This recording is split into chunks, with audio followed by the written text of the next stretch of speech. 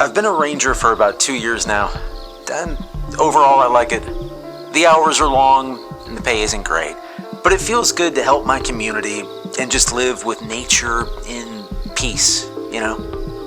Even so, I will never forget how I started with the Park Service and the hellish process that brought me to this point. When I started, there were 5 of us hoping for a spot on the service. Bruce, Claire, Miguel, Laura, and me. The deal was simple.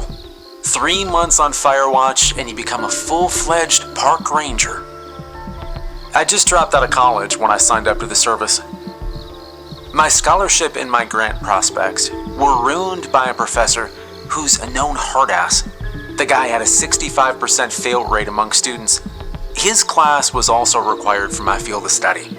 After 3 attempts, the college took away my grant and the scholarship program pulled their backing. I was left with no job, very little money, and pissed off parents who couldn't understand how I could fail a class that was so important. Well, I needed a job and I needed it quick. But the ad for this one should have been a red flag from the get-go. I still remember what it said. Wanted. Individuals looking for immediate hiring. Offering full-time employment after a 3-month probationary period with the forestry department. Must be willing to live in the park during the probation period. Serious applicants only. Now, all I really read was the bit about full-time employment and living in the park. My parents' house wasn't really cutting it, so I called the number on the ad and I learned that they only had 1 spot left. They said they'd be happy to set up an interview for the very next day. So, the next morning, I was waiting outside Ranger Keller's office at 8 a.m. sharp in my best polo and khaki slacks. Ranger Keller pulled up about 5 minutes after 8 and smiled when he saw me. He's a big guy, you know, easily 6'5". He had a thick mustache and a shaved head that he keeps under a wide-brimmed hat. I remember being a little nervous as I sat there and he looked through my resume. "So you want to be a park ranger, that right?" he started. I shrugged. "I guess. The work seems interesting and I gotta do something." He nodded, looking at my lackluster application. "Okay, well, do you know anything about the program we're running?" You lock some of us in the fire tower for 3 months and see if we crack, by the sound of it." He laughed at that, but it never reached his eyes. "Something like that. Have you spent a lot of time in the woods? Do you know your way around a campfire or a forest trail?"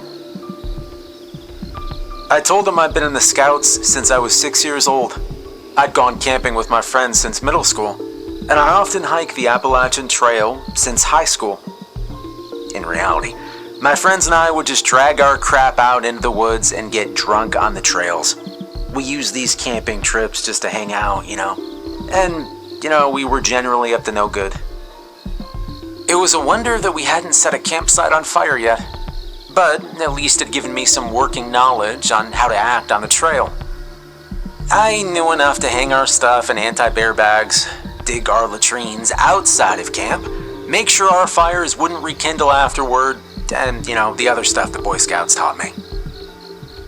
Now, surprisingly, Ranger Keller at least seemed somewhat impressed by what I told him.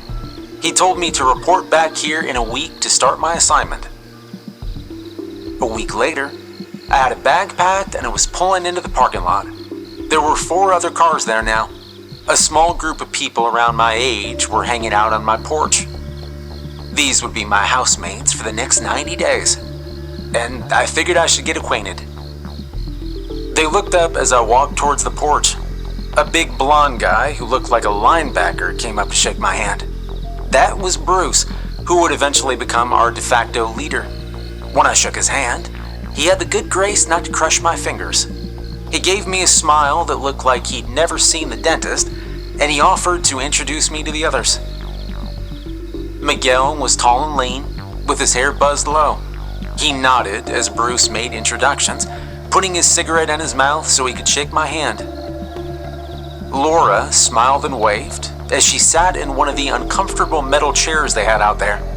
She was small, 5'2" maybe, and her black hair was long and shiny. I remember wondering if she had a boyfriend, but I supposed I would find out. Claire was as blonde as Bruce, but less friendly. She offered a limp hand for me to shake, and snatched it back just as quickly. Maybe she'd warm up with time, I thought. Ranger Keller came out a few minutes later. He passed out our uniforms, then pointed to a beat-up truck beside the cabin. "All right, climb in, kids. Let's go check out your digs for the next year." The uniforms turned out to be just khaki-colored shirts that said trainee on the back of them. Bruce, Miguel, and I rode in the bed of the truck while the girls rode with Keller in the cab. As we rolled along, we talked about what we could expect in the coming year. The others seemed to think it wouldn't be difficult.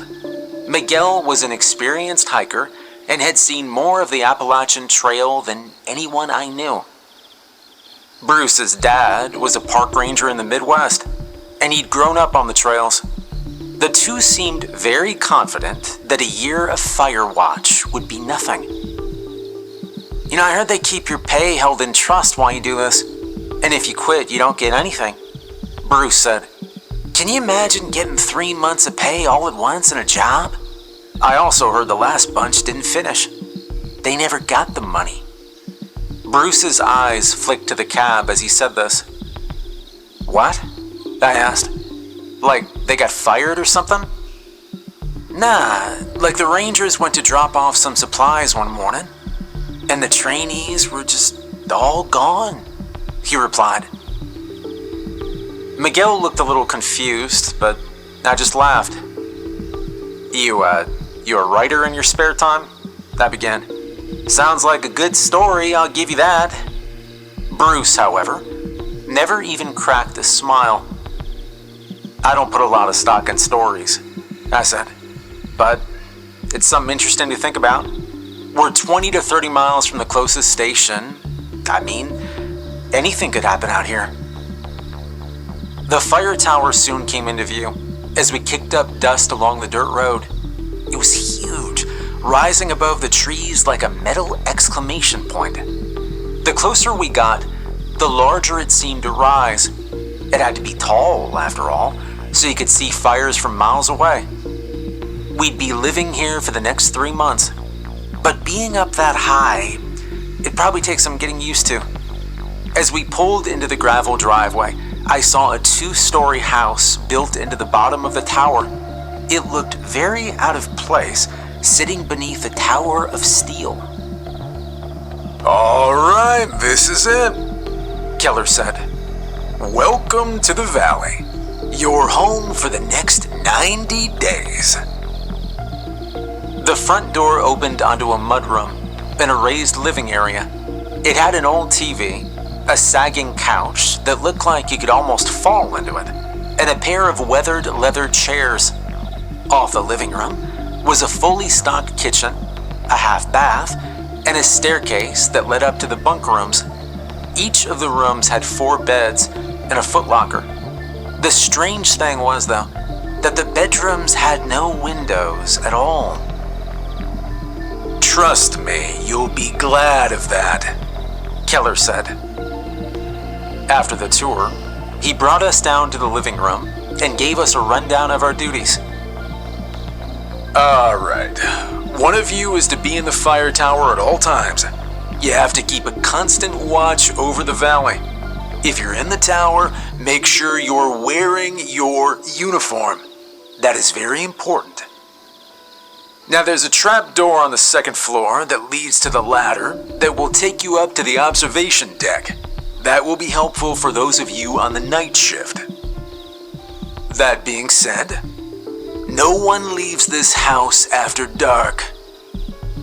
"Why's that?" asked Bruce.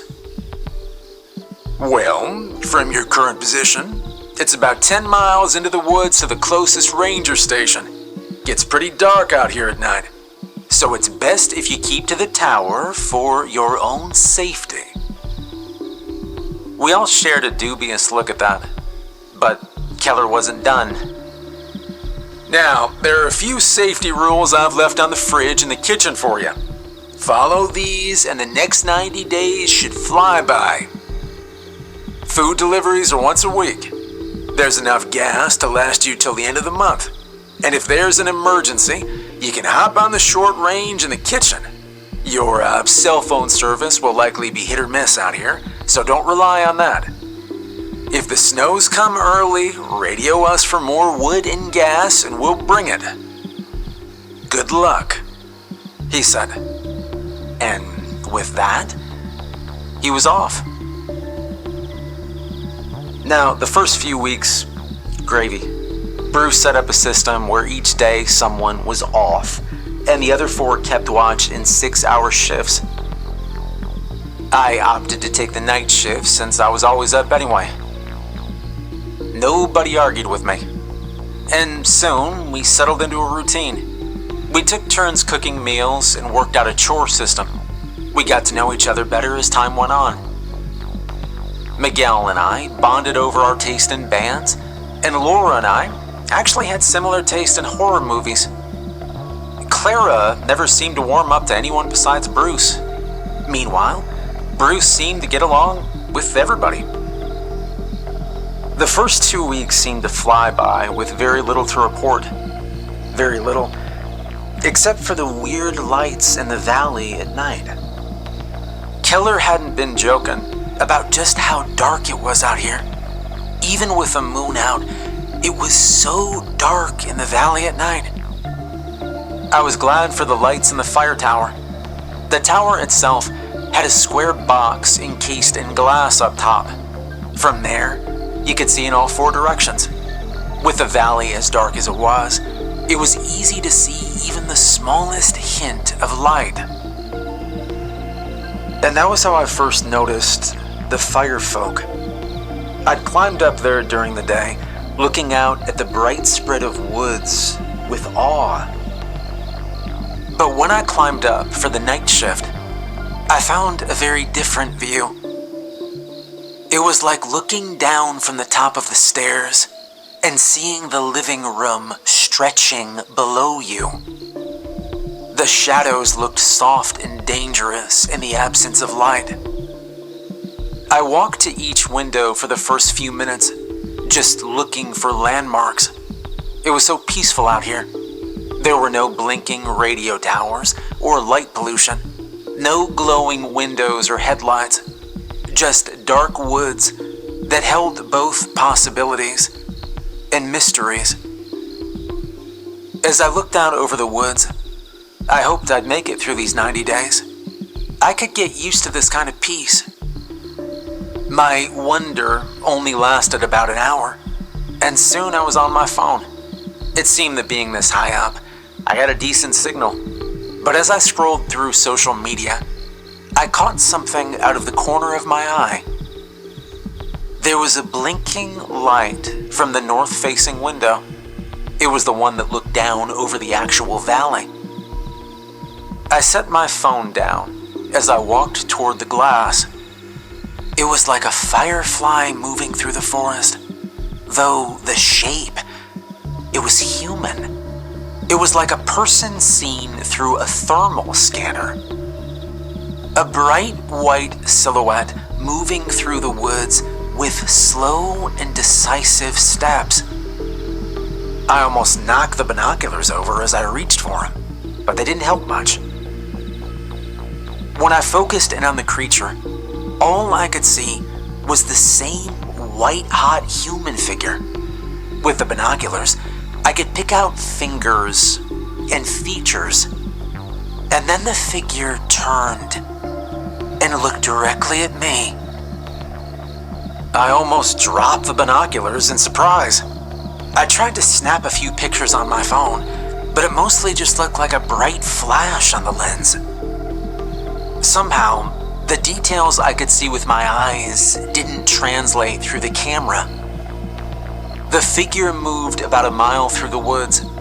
It walked for about an hour and a half before suddenly going out like someone flipped the switch. I blinked, thinking my eyes were playing tricks on me. The sun would be up in a few hours, but for now, it was still dark behind the glass. I spent the rest of the night moving from window to window as I tried to see if whatever that had been would come back. I wondered if this was why Keller told us not to leave the tower at night. And that just led me to question whether we were safe or not out here. When my alarm went off at 6 a.m., I still didn't have answers. All I could do was wake Claire up so she could take her watch. I was sitting in the kitchen eating breakfast when Bruce and Miguel came in. They asked me how my shift had gone. It was peaceful, I said. There was a weird glow, though. It looked like a person made out of light. Spooked me pretty bad, right up until it just disappeared, I said. Bruce laughed at that, asking if I snuck something into the coffee. But I noticed that Miguel was quiet. Maybe I hadn't been the only one to see something.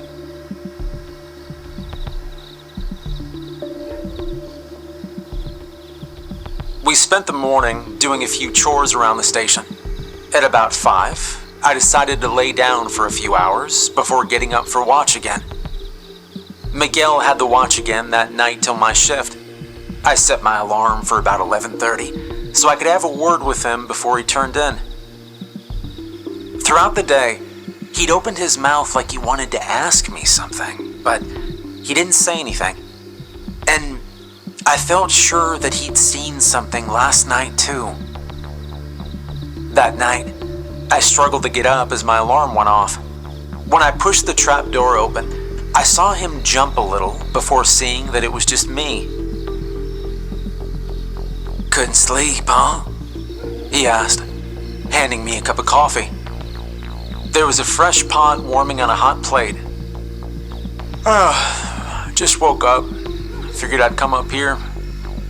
"How's it been tonight?" I answered. He looked over at the north face of the tower, as if looking for something.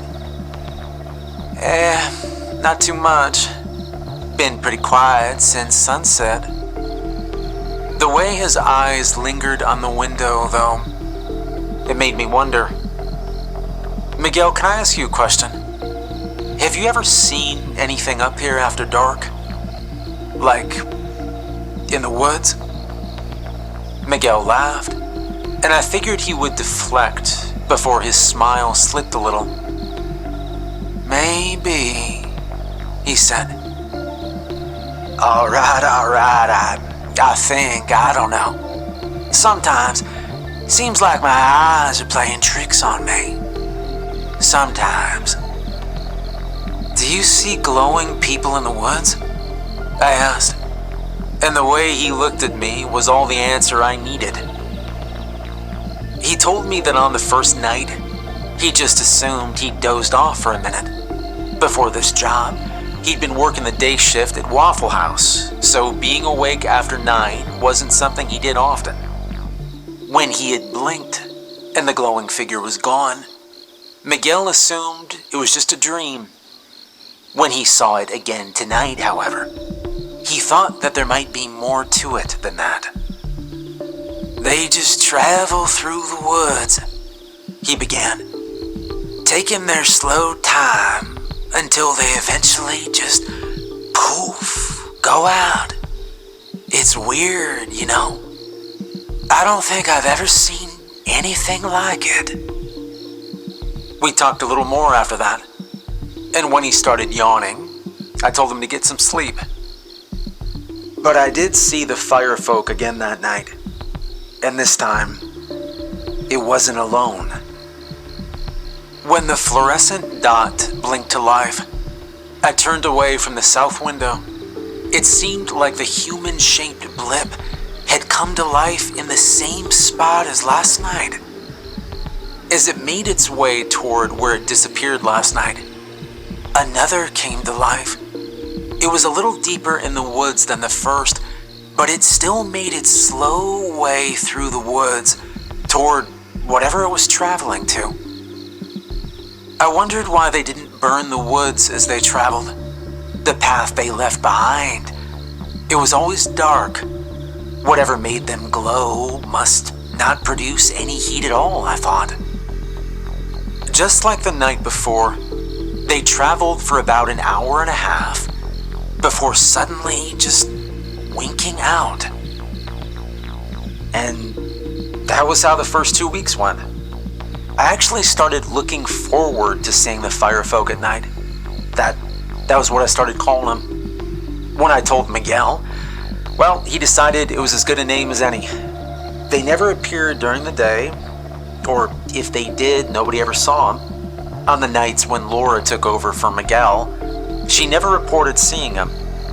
But Miguel and I both suspected that she was too buried in her phone to notice them. It actually brought us together, made us friends, and we spent a lot of time thinking about what they might be. Then, on a night midway through the next week, something changed. When I came to relieve Miguel, he pointed to a little dot in the North Valley and said we had guests. Hikers, probably, he said with a shrug. I haven't seen any firefolk yet tonight, but maybe they're shy around strangers, huh? He left for bed after a while, and I settled in for another night of watching the woods. I kept an eye out for the firefolk, but the campfire down below kept drawing my eye. I hadn't seen anyone camping out there at night. The season was a little chilly for all but the most determined hikers. And it was interesting to think of someone besides us in the valley. Their fire was blazing high, probably to keep away the chill. It gave me a shiver to think about camping on a night like this. It was a little later when the fire folk blazed to life that night. To my surprise, there were much more of them than I'd expected. They appeared in their usual spots, but their route took them towards the fire blazing in the distance. There were 2 of them at first, but a third was coming from behind the campers. The white-hot figures were brighter than the campfire. As they got closer and closer to the campers, I couldn't understand how they hadn't seen them yet. How could they not see the glow that was coming out of the woods right towards them? As they surrounded the campsite, all 4 lights suddenly just went out at the same time. The campfire and the 3 firefolk were all just gone. And I was left just looking into the darkness. After a few minutes, I reached for the radio on the table. I double-keyed the mic as we'd been instructed to do. Dispatch here. Go ahead, Fire Tower 4. Ranger Keller's voice crackled through the radio. I thought about how to begin, before finally just deciding to tell him what I'd seen. I have a campfire in the valley, about 10 to 15 miles from the tower, and it just suddenly went out. Keller was silent at that. Yeah, no one's supposed to be in the valley after dusk. It's policy. Sounds like you've spotted vagrants or something. Can you confirm how many were there and their general location? No clue on the numbers, I said. I looked at the map on the table, and I tried my best to estimate by flashlight. But yeah, they were near the North Basin when their fire just went out. More silence. When Keller came back on, there was something different in his voice. Alright, roger that. We'll send someone out at first light to check, alright? If you see their fire pop up again, let us know. It's been dry lately, And a wildfire this late in the season could be pretty bad. Dispatch out. I didn't see the fire come back at all that night, but the fire folk didn't show up either. I was shaken awake the next day by Bruce around 11. Keller had brought supplies for the week. As the others unpacked them, he took me aside to ask me about the night before. I told him what I'd seen, except for the weird glowing people. He nodded as he made notes. Alright, well, I went out there with a couple of rangers this morning, and we found the remains of their campsite, he began. We're guessing about 3 individuals were camping out there, but they were gone. But we found their stuff and cleaned up their mess. Good looking out, alright, and I'll be sure to put your name on the report. He turned to go, but I was still curious about something. Sir, have you ever seen anything in the woods at night? He gave me a look that told me he knew what I was talking about, but he wouldn't say so unless I was willing to say what I'd seen. It's funny you ask, he began. I have seen a good many things out here at night. What specifically do you mean? He asked. I opened my mouth a few times, wanting to tell him, but not wanting to look crazy. And finally, I don't know why, but I decided I'm not saying anything. He then wished me a good day and left, kicking up dust and pulling off down the road. I was off that night, but when someone shook me in the wee hours of the morning, I woke up in a panic. It was Bruce, and he looked scared out of his mind. I need to show you something. Something I've never seen before, he said. I followed him back up the ladder and had to squint when I came to the top. The valley was brighter than it ever been. I could see more glowing figures than I'd ever seen. There were easily 7 or 8 of them moving around out there. Bruce seemed to be watching me for some kind of a reaction. When I didn't appear surprised, he guessed that this wasn't the first time I'd seen them. I call them fire folk, I told him. Miguel and I see them every now and again. They don't seem like they want to bother us, so, I don't know, we just sort of keep an eye on them, but they're definitely kind of cool looking.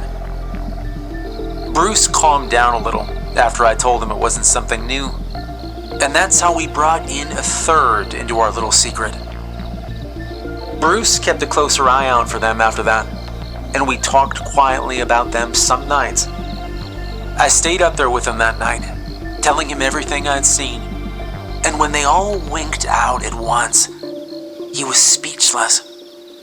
I didn't tell him about the campers, just as I hadn't told Miguel, and we kept the secret for as long as we could. That was the end of October, and November passed with relative ease. We busied ourselves with the usual day-to-day chores as we kept watch over the valley. Keller came once a week to pick up trash and bring us supplies. We watched as the leaves changed and the first snow came around Thanksgiving. The valley went from a vibrant fall landscape to a barren one shortly after. We were told to keep a special eye out for blazes this time of year.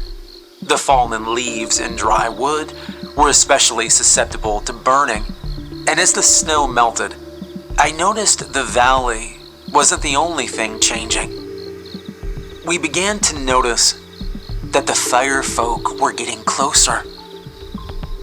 It began as a sort of migration from the valley. They always burst to life around the same area as they had the previous day before, but now they were appearing closer and closer each night. By early December, there were more of them than I'd ever seen. I was watching 15 to 18 of them make their slow way closer to us each night. The closer they came, the more I remembered what Bruce told us in the back of the truck as we drove up to the fire tower for the first time. The Rangers went to drop off supplies one morning, and everyone was just gone. Maybe they weren't just stories. The next day, I pulled Miguel and Bruce outside and I told them what I'd seen. "I've noticed it too a few times," Miguel said. "But why come after us now? We've been here for 2 months without attracting their attention. What's so special about now?" "Who knows?" Bruce said. "Maybe they're just curious about us." Like they'd been curious about the hikers last month.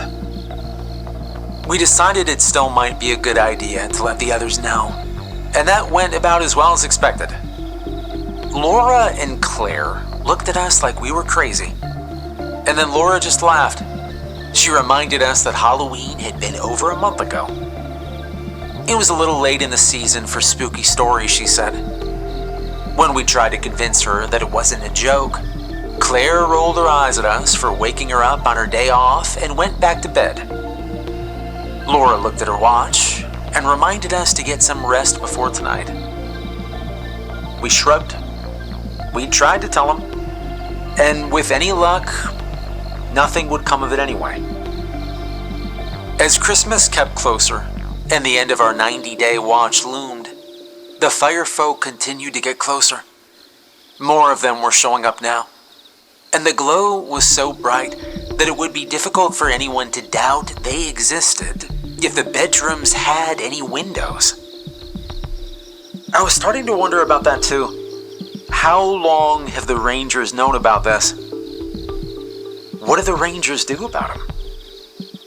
The light from the firefolk would be easily visible from the front porch if anyone wanted to stand out there after dark. And then on Christmas Day, they decided to make their move. We'd eaten well that day. Keller dropped off a ham and some holiday desserts. Bruce had even wrapped a couple of pine cones in newspaper to hand out for a laugh. Miguel was on the early night shift, but when I climbed the ladder at 11:30, Miguel looked worried. I could see why. The glow was brighter than it had ever been from the firefolk. You could see them from every side now. They were boxing us in, surrounding the tower, and there was no telling what they were going to do. "I think," Miguel said softly, "I think I'll sleep on the floor up here tonight. I don't think I'll be able to sleep knowing they're right outside the house." I nodded, feeling about the same. As the night went on, the glowing figures came closer and closer. Finally, I shook him awake and told him I was going to warn the others. "Look, if we can get everyone up here, maybe we can hunker down until the first. The Rangers must know some way to stop them," I said. But that's when something shook the bottom of the tower. I opened the hatch, and I saw the brightness spilling into the house at the base of the ladder. The light was so blinding that I had to squint against it. And when I saw it shining at the bottom of the hatch, I pushed the trapdoor closed and locked it. There was banging from the trapdoor. Something pushed at the lid hard enough to make it splinter, but nothing came through. We tried the radio, but all we got was static. Miguel and I took up what weapons we could find. We found a fire axe and a crowbar under the desk, and we held on to them the whole night. We waited for them to break in, not daring to fall asleep. But as dawn came, we decided we were probably safe for now. We slowly went down to check the house, but we couldn't find anyone. Their beds were unmade, and all their stuff was still lying around. It was like they all got up that morning and went out on a barefoot hike. There were no signs of the firefolk either. No signs of a break-in or a struggle at all. If it weren't for the banged-up trapdoor I could almost believe that nothing had happened.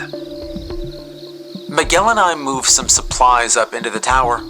The radio still wasn't working, so we decided to just hold out there until the next supply drop-off. But the second night, well, it was even worse than the first. The banging was definitely more aggressive this time around, and all through the night, we found ourselves sitting on the hatch as the bolts holding it in place groaned against the onslaught. The hatch hadn't been made to hold against something like that. As dawn came and the lights below began to go out, Miguel and I breathed a sigh of relief. I was so tired, I just wanted to go to sleep. But Miguel had other plans. I think we should try to walk out while it's still light, he said. I'd been lying back on some blankets. My eyes were already getting heavy, and I looked up at him as if I couldn't believe what he was saying. We're both dead tired, man. We'd never make it to the 20 or so miles out of here before nightfall, I pointed out. Look, we gotta try, he said. I'm not sure that hatch can survive another night. I don't like the idea of being stuck out here to find that out. What happens if Keller doesn't come out here on the first, man? You think about that? What if all of this was just him feeding us to those things and keeping them in the valley? You remember what Bruce said when we first came out here? We wouldn't be the first group to just poof, disappear. We went back and forth on it, and in the end, he packed up some of the supplies and left. That night's assault was much less violent than the night before. As I sat on the hatch, I wondered if some of them had gone after Miguel. I hoped they wouldn't find him. I hoped, but I think I knew they would. I stayed in the tower for another 4 days and nights. My fingers started forming blisters from holding onto a fire axe every night. But when I woke up on the 5th day to a banging at the front door, I knew I'd survived. It was dawn, and I was never more grateful to hear another human being. Keller smiled up at me from the ladder. You know, I had a good feeling about you, you know? I'm glad one of you survived this round of probationary hiring. All right, now, come on. We'll get you a uniform and show you the ropes. And that was how I came to work for the Forestry Service. Unfortunately, the firefolk weren't the strangest thing I would see in my time in the woods. It's been 2 years since Keller took me out of the woods in his old truck, but very little has changed in the park since then. We still don't allow camping in the valley, though we do clean up around 5 campsites within a year. Some people just don't listen. We also don't go into the valley after dark, no matter the emergency. We don't allow campfires in the valley, but you can still see a glow most nights if the skies are clear. And of course, at least once a year, I take 4 or 5 prospective rangers up to Tower 4 so they can do their 90 days of probation. I asked Keller once why we take them up there when so few come back, and all he would tell me was this: Kid, those aren't the worst things in these woods. There are worse things, weirder things out there. But if someone can survive the firefolk of the valley, then they've got a good chance of surviving the service. Remember this, son. If it ain't us, it'll be the tourist.